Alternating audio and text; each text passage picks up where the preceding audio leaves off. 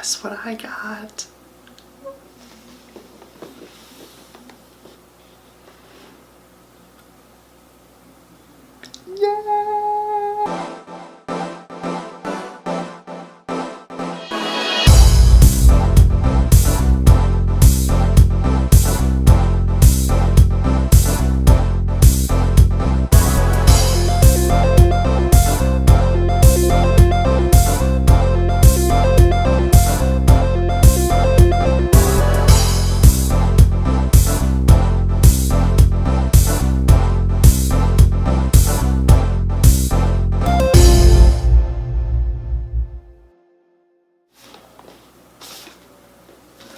I got a Nintendo Switch.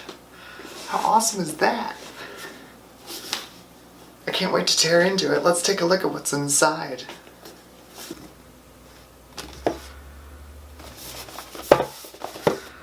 Plenty of warnings. Don't eat your Switch. Let's see what we've got in here. Quick setup guide. That's kind of nice.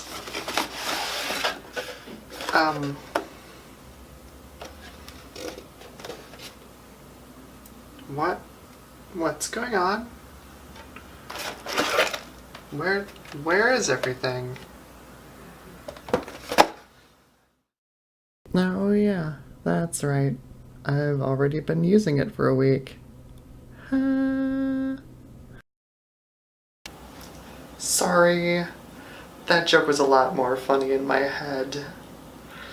I don't know, maybe it should have stayed there. Anyway, yeah, I have a Nintendo Switch. What do I think of it?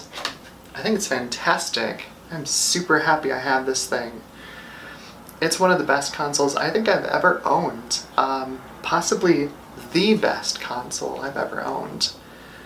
The fact that you can pick it up and play it, and also slot it into its dock, and play it as a console on a TV, it's revolutionary. Plus, they include 2-player controls right out of the box. It's fantastic. You can't go wrong with this. While I have it docked, I mostly play using the Joy-Con grip. It's nothing special, it just holds the Joy-Cons in one place. Like such. It's pretty handy.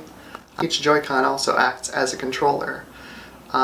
You've got bumper buttons on the top, so you have your Z triggers, and then of course each controller gives you an analog stick and 4 face buttons. The triggers on the back don't do anything when you're in 2-player mode, but it's built-in 2-player. I mean, that's pretty good. As with most Nintendo consoles, there are some really satisfying quirks to this one. When you reattach a Joy-Con, you get a really nice, satisfying click sound. It's really nice, I like it. Also, when you put it to sleep and then wake it back up, it asks you to press one button 3 times. So most people just hit the A button, right? Hooray! However, you can also use bumpers or click the sticks.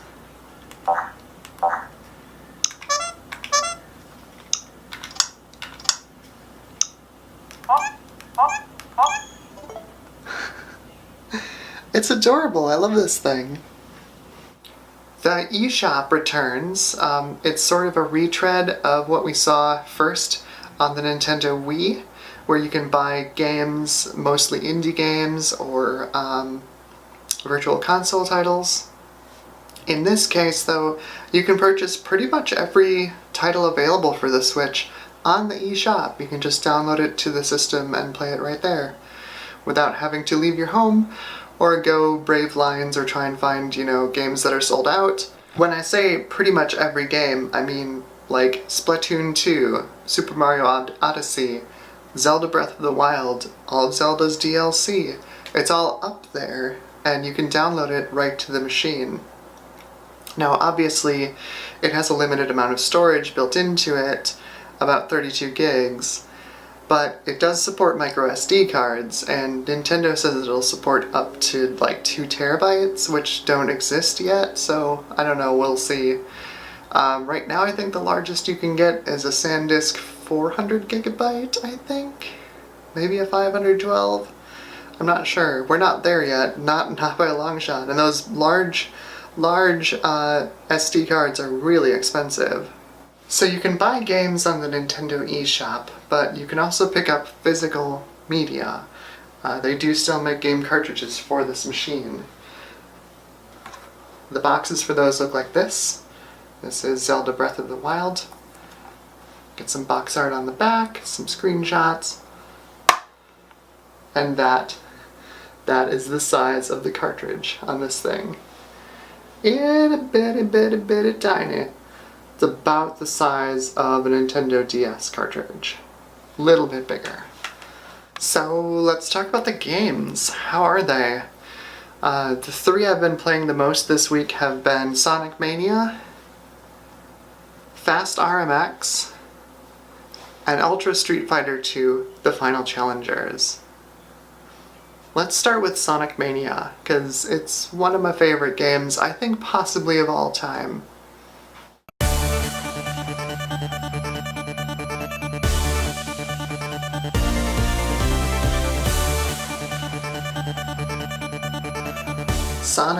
Sonic in the modern age. That is not a name that brings smiles to a lot of people's faces. Mostly because Sonic Team has been kind of dropping the ball in the last few 10 years. 3D Sonic games have been really pretty awful since pretty much the first two Sonic Adventure games, with the notable exception of Sonic Generations, because the controls in that game were brilliant. Absolutely brilliant. So when word came of a new Sonic game, initial reaction was skeptical. However, it turns out it's a game that was primarily spearheaded by a group of Sonic enthusiasts and ROM hackers and general lovers of pixel art and 16-bit games. The result is Sonic Mania, and it's a love letter to old Sonic games. This is 2D Sonic done right. It's phenomenal, and it's filled with little nostalgic touches that harken back to classic Sonic games, as well as a whole bunch of improvements that we would probably have seen if Sonic Team had ever created a new 2D Sonic game for the 32X or the Sega Saturn. It's a brilliant game, and it's a whole load of fun to play. The controls are spot on. Sonic's physics and Sonic's controls are just, they nailed it completely. So yeah, I've been playing a lot of Sonic Mania, and it's just been a complete blast. It's had me smiling and giggling and actually exclaiming at the screen when I would encounter some of the little nostalgic touches that they put in the game. It's a delight to play if you're a fan of Sonic or of classic 16-bit games in general, especially if, like me, you're a Sega fangirl. The second game I've been playing a whole lot of is Fast RMX, and that's a 3D racing game, kind of in the vein of Wipeout XL back in the PlayStation days. I originally played Wipeout XL on the Sega Saturn because I'm a Sega girl.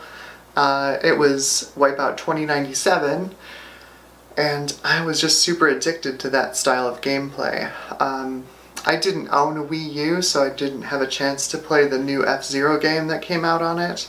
But I've heard a lot of comparisons being drawn between Fast RMX and F-Zero, which makes sense. It's a very fast-paced, tight to control racing game. The third game I've been playing a lot this week has been Ultra Street Fighter 2. This is an HD remake of the classic Street Fighter 2 arcade game.